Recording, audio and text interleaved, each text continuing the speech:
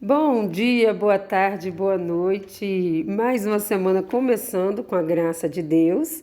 E hoje vocês estão ouvindo só minha voz e um monte de imagem linda aí para vocês irem admirando enquanto me escutam.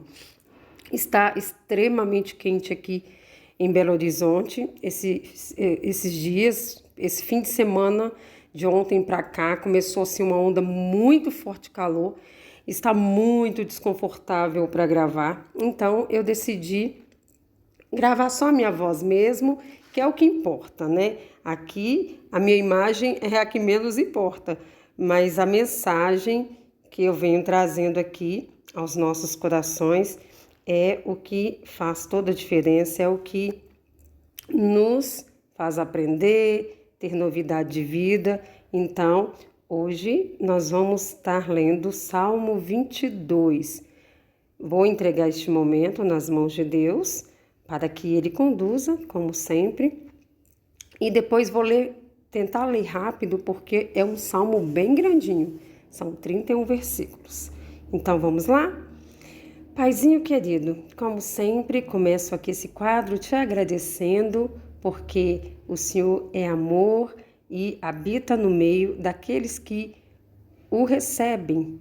E no dia de hoje quero te pedir que venha nos guiar nessa leitura da tua palavra, que o Senhor venha falar aos nossos corações através desse salmo e, como sempre, a gente possa sair daqui mais renovados, com a nossa fé mais ativada, com aquele desejo imenso no coração de estar cada dia mais próximos de Ti, Senhor, porque sabemos que o Senhor é a fonte da vida e nós, estando ligados na fonte, a gente vai viver a Tua boa, perfeita e agradável vontade para as nossas vidas. Sê conosco neste momento.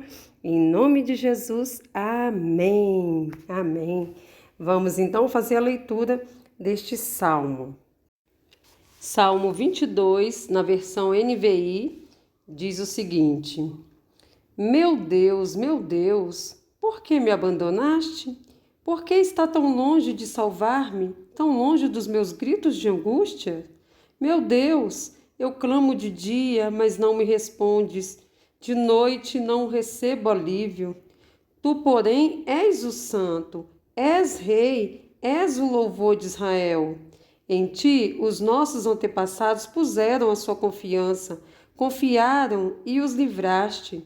Clamaram a ti e foram libertos. Em ti confiaram e não se decepcionaram. Mas eu sou verme e não homem, motivo de zombaria e objeto de desprezo do povo. Caçoam de mim todos os que me veem, balançando a cabeça, lançam insultos contra mim, dizendo: recorra ao Senhor, que o Senhor te liberte, que ele o livre, já que lhe quer bem. Contudo, tu mesmo me tiraste do ventre, deste-me segurança junto ao seio da minha mãe. Desde que nasci, fui entregue a ti. Desde o ventre materno, és o meu Deus. Não fiques distante de mim, pois a angústia está perto e não há ninguém que me socorra. Muitos touros me cercam, sim, rodeiam-me os poderosos de Bazã. Como leão voraz, rugindo, escancaram a boca contra mim. Como água me derramei, e todos os meus ossos estão desconjuntados. Meu coração se tornou como cera, derreteu-me no meu íntimo. Meu vigor secou-se como um caco de barro, e a minha língua gruda no céu da boca. Deixaste-me no pó, à beira da morte. Cães me rodearam, um bando de homens maus me cercou. Perfuraram-me as mãos e meus pés. Posso contar todos os meus ossos, mas eles me encaram com desprezo. Dividiram as minhas roupas entre si e lançaram sortes pelas minhas vestes. Tu, porém, Senhor, não fiques distante. Ó minha força, vem logo em meu socorro. Livra-me da espada, livra a minha vida do ataque dos cães. Salva-me da boca dos leões e dos chifres dos bois selvagens. E tu me respondeste: proclamarei o teu nome a meus irmãos, na assembleia te louvarei. Louvem-no vocês que temem o Senhor, Glorifiquem-no todos vocês, descendentes de Jacó. Tremam diante dele todos vocês, descendentes de Israel, pois não menosprezou nem repudiou o sofrimento do aflito. Não escondeu dele o rosto, mas ouviu o seu grito de socorro. Detivem o tema de meu louvor na grande assembleia. Na presença dos que te temem, cumprirei os meus votos. Os pobres comerão até ficarem satisfeitos. Aqueles que o buscam, o Senhor, o louvarão. Que vocês tenham vida longa. Todos os confins da terra se lembrarão e se voltarão para o Senhor, e todas as famílias das nações se prostrarão diante dele, pois do Senhor é o reino, ele governa as nações. Todos os ricos da terra se banquetearão e o adorarão. Haverão de ajoelhar-se diante dele todos os que descem ao pó, cuja vida se esvai. A posteridade o servirá. Gerações futuras ouvirão falar do Senhor. E a um povo que ainda não nasceu, proclamarão seus feitos de justiça, pois ele agiu poderosamente. Amém. É um salmo grande e se vocês notarem, esse salmo vem trazendo uma profecia futura. Aqui é um salmo davídico por título A Corça da Manhã. Sabemos que a corça é aquele animal que ele anda por lugares altos, ele, né, sobe montanhas, ou seja, tem até um versículo que fala que o Senhor é minha força, que fará meus pés como os da corça e me fará andar sobre os lugares altos. Então, aqui vem trazendo esse título. E aqui, como todos os outros salmos, a gente, quando é algum salmo de lamentação, de pedido de socorro, Davi sempre começa com o coração quebrantado, se derramando e colocando ali o que ele está sentindo de maneira muito forte em suas palavras. E depois, do meio para o final, a gente sempre vê que a atmosfera ali muda, trazendo ali uma certeza de um socorro, de uma vitória que está por vir e ele já ali com uma linguagem totalmente voltada para essa vitória, esses feitos e também com a gratidão e louvor ao Senhor. Esse Salmo 22 falam que é um dos mais, assim, que Davi está clamando por socorro, assim, de uma forma, com a súplica muito grande, como se ele tiver, como não, naquele momento ele estava vivendo uma situação extrema de adversidade e se depara ali com uma possibilidade real de morrer. Porque aqui a gente vê como que ele começa aqui falando, meu Deus, e aqui a exclamação que tem no texto, a gente vê que ele está gritando ali, se sentindo até mesmo abandonado por Deus, porque ele estava ali diante de uma situação muito difícil, onde ele estava, sim, temendo morrer. E aí ele começa a clamar a Deus com muita angústia, mas com todo o seu ser. E ele vem falando, tu és o santo, tu és rei, tu és o louvor de Israel, porque sim, Deus habita no meio dos louvores do seu povo, né? Então Deus, aqui eu aprendo que Deus, ele se sente confortável no meio dos nossos louvores, que embora passemos por lutas, mas que a gente jamais deve deixar de louvar. E a gente só é capaz de louvar quando a gente entende que Deus tudo pode, que Ele está no controle de tudo, que se nós nos aproximamos dEle com amor, Ele nos colocará salvo. Então, tudo aquilo que acontece conosco ou ao nosso redor irão contribuir de alguma forma para o nosso bem, porque a palavra dEle fala: todas as coisas cooperam para o bem daqueles que amam a Deus. Como eu posso amar a alguém? Como eu posso amar a Deus? Somente tendo intimidade com Ele, somente conhecendo Ele em espírito e em verdade, somente tendo ali com Ele uma proximidade tão grande, que eu começo a entender os desígnios dele para a minha vida, que eu começo a entender que eu tenho que entregar o meu coração nas mãos dele para que ele faça a vontade dele, não a minha, porque eu mal posso enxergar poucos metros à minha frente, eu não sei o que vai acontecer daqui a um minuto. Ele sabe de todas as coisas. Então, por que eu temo tanto em tomar minhas próprias decisões quando eu posso entregar nas mãos dele? Porque ele me ama, ele te ama e ele deseja que a gente o ame também. A gente jamais vai conseguir amá-lo na mesma medida, né? Porque o amor dele é imenso, é eterno, é imensurável. Pelo menos enquanto estamos na condição humana, por mais que a gente declare nosso amor a ele, ainda é ínfimo perto do amor dele por nós. Mas o que ele espera de nós é que, no mínimo, a gente dê o nosso melhor, porque é o possível que a gente pode fazer. E aí, em contrapartida, ele supre todas as nossas necessidades. A própria palavra fala: buscar em primeiro lugar o reino de Deus e a sua justiça, e as demais coisas nos serão acrescentadas.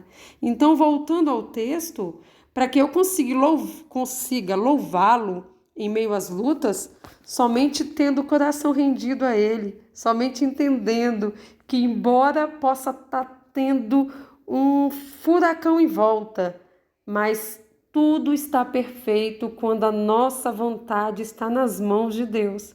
Quando a gente entende que, se a gente colocar as nossas vontades no controle dele, as coisas caminharão da forma correta. Ah, Jocélia, quer dizer que não vai acontecer nenhum problema, eu não vou tropeçar, eu não vou me aborrecer? Claro que vai acontecer, porque estamos no mundo, lembra? Eu já citei aqui outras vezes. Aqui a gente está sujeito a tudo, e são justamente com as situações da vida e principalmente com as situações de adversidades é que a gente aprende. Eu lembro que quando eu estava fazendo prova na autoescola, estudando para tirar a carteira de motorista, há alguns anos atrás, e eu lembro que quando eu ainda estava fazendo aqueles estudos lá no início da parte teórica, hoje é tudo estuda pela internet, tudo. Na época que eu tirei, eu ia para a aula na autoescola, tinha uma classe cheia de pessoas ali estudando, como uma matéria na escola. E ali a gente ia tendo aula sobre todas as questões de direção, de placas, do que podia, o que não podia. E eu lembro que a gente focava justamente naquilo que a gente errava. Como assim? A gente pegava, eram dado para a gente vários questionários enormes, várias perguntas, e a gente começava a responder muita coisa sem nem você ter parado para estudar aquilo. Você sabe porque é muito ali pelo bom senso, várias coisinhas. Então, você acaba sabendo já, quando você lê ali, você sabe responder aquilo sem dificuldade. Mas você se depara com questões que você não sabe responder, porque você não aprendeu aquilo, ninguém nunca te falou. Aí você faz todo o questionário. O que você acertou porque você já sabia. De alguma forma, na convivência ali, como eu falei, e aqui dali já tá pacificado na sua cabeça. Então, você já sabe. Agora, aquelas coisas que você errou, é aonde que eles iam e pegava em cima daquelas questões que você errou para estudar, que dali para você aprender. E tinham várias coisas que faziam. Eu lembro que um professor, um dos instrutores, ele contou que na época que ele foi tirar a carteira dele, ele já dirigia, porque era comum antigamente, as pessoas começavam a dirigir e tal, quando ia tirar a carteira já estava dirigindo já há não sei quanto tempo. E com isso as pessoas vão pegando alguns vícios ali, dirigir só com uma mão no volante, outra na marcha, e dirigir com a mão no volante, outra pendurada na janela, são vícios. Então, quando a pessoa vai lá estudar para tirar carteira, a tendência de quando ela for fazer a prova, ela cometer esses erros, porque já viciou, né, nesses gestos de deixar um braço do lado ou outro descansando na marcha, e que é errado, é grande, né, de na hora da prova ela cometer isso. E aí eu lembro que ele conta que a pessoa que estava dando aula a ele de direção e falava, não pode, você tem que manter as duas mãos no volante, só tirar para passar a marcha e voltar para o volante. E ele vira e mexe, esquecia, botava a mão no volante, na marcha e ficava. Aí o instrutor dele, sem saber mais o que fazer, porque já tinha falado um tanto com ele e ele esquecia, né? É um vício, como eu falei. Aí esse instrutor teve a brilhante ideia de pegar uma varinha de árvore fininha, não muito grande, e levou essa varinha com ele. Aí nisso, quando chegou, aí ele já olhou assim, estranhou naquela varinha na mão do seu pai. Pra que isso? Ele falou assim, não, você vai saber. Aí foram. Na primeira vez que ele tirou a mão do volante, esse instrutor deu uma varada na mão dele, que ele tomou um susto e botou a mão no volante de volta e falou, o que é isso? Ele falou assim, isso é para você não esquecer mais que não pode tirar a mão do volante. E eu lembro dele contando, a classe toda riu, foi um momento de descontração, mas por que eu me lembrei disso para contar como exemplo? Que ele precisou passar ali por aquela situação de tomar mesmo uma varada na mão, que com certeza foi desconfortável, mas foi algo que de fato resolveu o que precisava resolver ali, ele conseguiu aprender, porque todas as vezes agora que ele ia tirar a mão para ficar com a mão lá na marcha, o cérebro dele avisava, opa, a varada. E aí ele mantinha as duas mãos no volante. Assim somos nós muitas vezes, com situações que se a gente não passar por algum tipo de desconforto, como esse, por exemplo, que eu citei, a gente não aprende. Então, o fato da gente se aproximar mais de Deus, o que acontece é que a gente vai experimentando de uma paz que excede todo o entendimento. Essa semana, no meu culto com a Magda, a gente conversou sobre isso e eu lembro de ter citado assim em algum desses vídeos meu, em algum momento, mas não tinha sido num contexto diferente, onde a Magda trouxe acho que já deve ter umas 2 semanas atrás, no canal dela, falando, o título do vídeo é Tudo Está Perfeito. E nesse Tudo Está Perfeito, ela vinha trazendo a sensação que ela acordou naquele dia e desde então ela tem experimentado essa sensação. E poucos dias depois aconteceu comigo também, onde a gente consegue olhar tudo ao nosso redor, situações difíceis que a gente passa no dia a dia, ou com os familiares, ou várias situações, ou com desconhecidos, porque quando a gente tem amor no coração, a gente se sensibiliza com as situações de sofrimento das outras pessoas. Mas aí a gente começou a experimentar uma paz no coração que é justamente o versículo. E aí, quando a Magda estava conversando já, depois de passado 1 semana desse vídeo, foi nessa semana agora que passou, eu citei esse versículo para ela. E aí ela falou assim, Jocélia, existe esse versículo na Bíblia? Eu falei, existe. A paz que excede todo entendimento, ou seja, ninguém é capaz de compreender, só sentir quando se alcança isso. E o que é essa paz? É você estar no meio de uma situação difícil e você não se abalar. Você olha, você lida com a situação, é problema, tal, mas no seu coração você tem uma certeza de que tudo está perfeito, porque Deus está no controle de tudo. Porque você entregou nas mãos dele.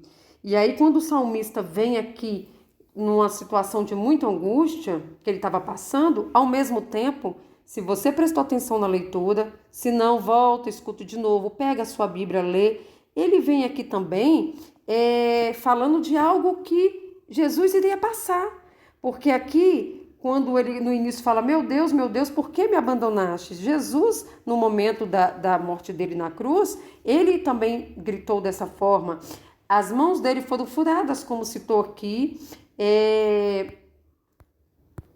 os pés, Tem um versículo aqui, ó, quando eu vou voltar um pouquinho antes aqui, ó, no versículo 14, até o versículo até o versículo 18, vem falando claramente do que Cristo passou. Olha, como água me derramei e todos os meus ossos estão desconjuntados, ele pendurado na cruz. Meu coração se tornou como seda, derreteu-se no meu íntimo, tamanho é do sofrimento dele. Gente, Jesus sofreu muito no nosso lugar. E aí ele vem falando, ó, meu vigor secou-se como um caco de barro e a minha língua gruda no céu da boca. Ele estava ali porque ele foi perfurado, ele estava perdendo sangue, juntamente com sangue, água. Ele estava sofrendo uma desidratação tão grande naquele momento que ele chegou a pedir água. E se vocês lembram bem da história, deram a ele vinagre. E aí é aqui onde cita, minha boca e minha língua gruda no céu da boca, deixasse-me no pó à beira da morte. Cães me rodearam, um bando de homens mau me cercou. Perfurado minhas mãos e meus pés. Posso contar todos os meus ossos, mas eles me encaram com desprezo. Dividiram minhas roupas, se vocês lembram também, eles disputaram as roupas de Jesus, começaram a caçoar, a zombar dele e por aí vai. Depois, quando chega no versículo 20, no finalzinho do versículo 21 já fala, e tu me respondeste. Proclamarei teu nome a meus irmãos, na assembleia te louvarei. Louvem-nos vocês que temem o Senhor. Aqui ele já avistava, como eu falei, a vitória. Aqui ele já avistava o socorro bem presente na angústia. Aqui já avistava a ressurreição de Jesus, o triunfo de Jesus sobre a morte, onde ele viria, ele ressurgiria e traria a salvação. Ele traria ali a certeza de que quem busca o Senhor e confia nele terão vida longa, como fala aqui no final do versículo 26. Todos os confins da terra se lembrarão, se voltarão para o Senhor, e todas as famílias da terra se prostrarão diante dele. E aqui já está falando dos fins do tempo, onde fala que todo joelho se dobrará, toda língua confessará que ele é o Senhor. Haverá um tempo que mesmo quem não aceitou Jesus como o único e suficiente Salvador da sua vida, dobrará o seu joelho em reconhecimento de que ele é o Senhor. Então, neste momento aqui, Davi percebe que a história não acabaria ali, que a corça da manhã, como fala lá no título, iria ressurgir, iria trazer boa nova de vida e proclamaria o reino para todos os povos, aos pobres, aos ricos, aos poderosos e frágeis. Como eu acabei de citar aqui, ó, que naquele dia todos prostrarão.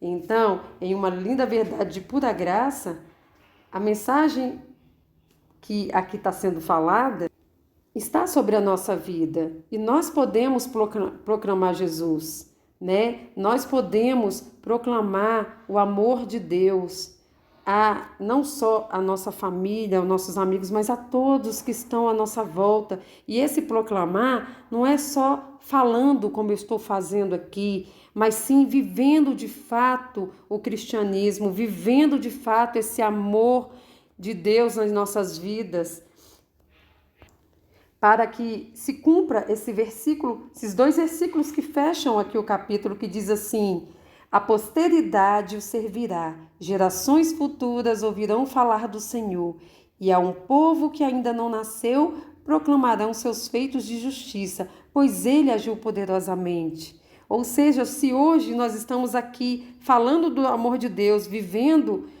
o que estamos vivendo, buscando ao Senhor, foi porque lá atrás teve quem falou, lá atrás teve quem proclamou. E aí, ó, um povo que ainda não nasceu proclamarão. A gente ainda não tinha nascido. E hoje estamos aqui proclamando o nome do Senhor, reconhecendo que Jesus é o nosso único e suficiente Salvador das nossas vidas. Nós estamos aqui lendo agora esse salmo que lá atrás Davi escreveu, num sentimento que ele estava tendo e já apontando para o que Cristo iria passar.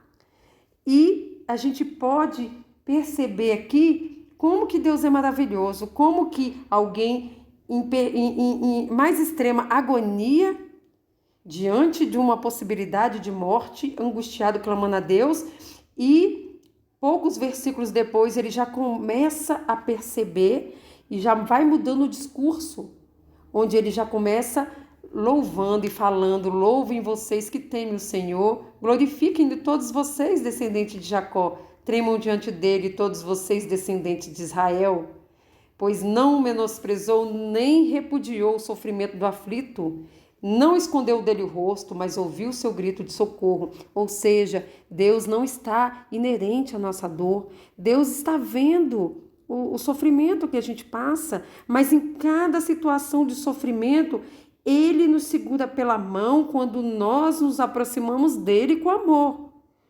Ele não vai sair pegando a mão de qualquer um sem permissão, porque Deus não é intrometido. O espírito do mal é.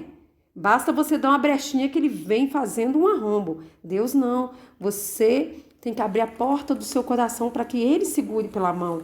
E aí, algo que é um sofrimento angustiante se torna em algo que irá te trazer crescimento, onde você vai se tornar alguém que vai virar e vai falar bem assim: eu sinto essa paz que excede todo entendimento, porque embora eu esteja passando por uma situação tão difícil, isso não me abala. É algo que eu não consigo explicar, só consigo sentir. E aí você vai passar a ver dessa forma e as pessoas vão olhar para você e vão querer saber como alcançar isso também. E é assim que a gente vai pregando. São com as nossas atitudes acima de tudo. E aí, se for necessário falar, que a gente fale. Que a gente fale, mas que as nossas atitudes, principalmente, demonstrem tudo aquilo que Deus é, tudo aquilo que Deus tem para as nossas vidas. Que assim como aqui nesse salmo, que às vezes você pode estar aflito numa situação onde você não vê saída, mas saiba que Deus tem saída para todos aqueles que se aproximam dele com amor. Então não perca tempo, venha experimentar deste amor, desta boa e perfeita vontade dele para a sua vida. Venha experimentar dessa paz que excede todo entendimento, onde você vive agora em novidade de vida, entendendo que em tudo Deus tem um propósito e que todas as coisas irão cooperar para o seu bem. Porque a nossa vida aqui é passageira. Nós estamos aqui só de passagem, aprendendo, ensinando, mas um dia nós iremos morar na eternidade com Ele. E aí sim, nós o veremos face a face, nós entenderemos muitas coisas que hoje a gente não entende, mas que a gente precisa somente confiar que Ele tem o melhor para nós. Tudo aquilo que Ele quiser nos revelar, Ele irá nos revelar quando tivermos intimidade o suficiente, o bastante e maturidade espiritual para que Ele nos revele enquanto estamos aqui na Terra. Mas terão coisas que a gente só vai entender lá, porque nossa mente humana não alcança, porque nós temos um limite, né? Os pensamentos de Deus são mais altos, mais elevados que o nosso. Mas uma certeza nós temos que ter, de que uma vez que nós nos aproximamos dele, nos entregamos nas mãos dele, a gente vai passar por aqui da forma que tem que passar, aprendendo, ensinando, e um dia alcançaremos os céus, porque essa é a promessa que nós temos, que um dia iremos morar com ele na eternidade. E aí nós iremos ceiar, nós iremos vê-lo face a face, nós iremos usufruir da total presença de Deus. Lá não haverá choro, nem planto, nem clamor. É o que fala lá em Apocalipse. Eu não sei você, mas eu quero muito experimentar esse dia. Eu quero muito, eu almejo muito, né? Que chegue esse dia para que eu possa experimentar tudo isso que está falando aqui na palavra de Deus. E para você que às vezes está aqui ouvindo essa mensagem, mas fala: ah, Jocélia, eu não acredito em Deus. Eu lamento por você não acreditar, mas respeito. Mas eu te digo uma coisa: vá que eu estou certa e você está errado. Quem ficaria no prejuízo? E vá que você está certo e eu esteja errada. Eu vou perder alguma coisa fazendo o que eu estou fazendo? Não. Mas o contrário, você perderá. de usufruir disso tudo que eu acabei de falar. Então, não se negue a experimentar, não se negue a tentar descobrir se realmente você está certo ou não. Faça um teste, se aproxime de Deus, comece a conversar. Converse em pensamento, não precisa nem falar. Você pode falar com o seu pensamento. Desculpa, gente, tá muito calor aqui, deixa eu beber um pouquinho de água para hidratar. Começa a conversar com Deus, mesmo que, na sua cabeça ele não exista. E começa a fazer perguntas e pedir para que ele se revele a você, se ele realmente existe. Tenho certeza que se você der essa oportunidade para você mesmo, você depois virá contar o testemunho. Jocélia foi a melhor, não vou falar conselho, porque eles falam que se conselho fosse bom não dava, vendia, né? Foi a melhor dica que você poderia ter me dado. Eu experimentei desse amor e hoje posso falar e posso declarar e posso também falar para outros, para que também venham experimentar. Tá bom? Gente, mensagem maravilhosa. Eu, com todo o calor que está fazendo aqui, eu estou derretendo. Até por isso que eu não quis filmar, porque tá tão crítico, porque eu estou literalmente derretendo de tanto calor que está fazendo aqui, com essa onda de calor. E essa noite foi até bem difícil dormir, mesmo com ventilador, umidificador, climatizador, tudo no máximo, nada resolvia. Mas em tudo devemos dar graça, né? A gente sabe que essas ondas de calor é consequências das nossas próprias atitudes diante da natureza, né? Dos recursos naturais que vão sendo extraídos aí da terra sem medida. Então, suportar, beber bastante água, pedir a Deus que venha uma brisa para aliviar, não é mesmo?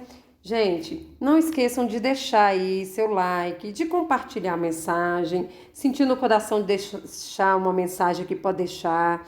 Às vezes você quer fazer um pedido de oração, tá aqui também. Vou deixar aí na descrição do vídeo todos os meus canais nas outras redes, para que vocês possam me seguir por lá também. E volto aqui na quarta-feira com promessas de salvação, tá bom? Fiquem todos com Deus e até lá!